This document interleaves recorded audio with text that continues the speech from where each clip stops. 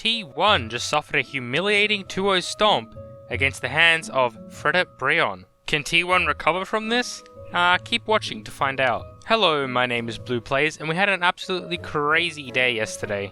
T1 managed to get stomped and destroyed by the likes of Fredit Brion after bringing in their 8th roster iteration, where, believe it or not, the oldest player was actually Carrier. But overall, Brion actually dominated T1 in almost every aspect of the game, from draft to game, and looking back, this is really concerning for the direction that T1 is heading.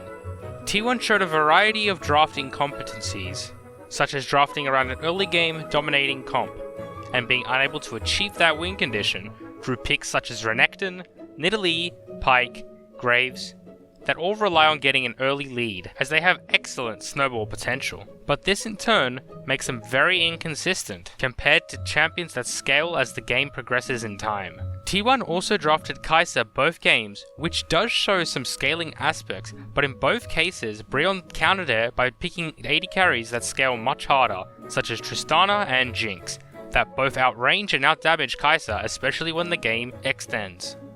Due to these factors, Brion's draft overall showed much more potential, which reflected in the game's performance. And as people like to joke, Fredit Brion really likes that Reddit challenger gameplay. Getting into the games themselves, T1 was unable to find any meaningful lead and lost 90% of all the fights that were engaged by either team. Brion showed the overall higher level of play even through their weak laning phases. They were able to completely outplay T1, and generally, you could attribute this to their larger pool of experience. Not only did T1's 8th iteration of their roster contain barely any experienced players, but it also contained no actual shot caller.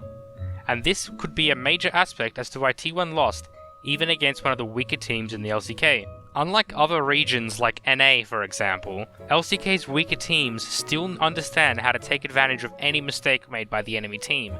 Brion capitalized on T1's inexperience and took over the game with it. At this rate, the only possible explanation for these drafting and roster blunders and issues are in relation to the current direction the coaches are taking the team. And if you look at it statistically, at this rate T1 may not even make it to playoffs. Considering that T1 have lost most of their previous series against the teams to come in the following weeks, T1 could potentially see a large losing streak to come. So in the end, either the team cracks down or they succumb to their unconventional strategies that are currently not working. I personally think that T1 can recover from this if they take the right steps forward, but from what we are seeing so far, it looks pretty grim, but hopefully we will see them in the playoffs. If you enjoyed this video, please leave a like and comment down on what your opinion is below.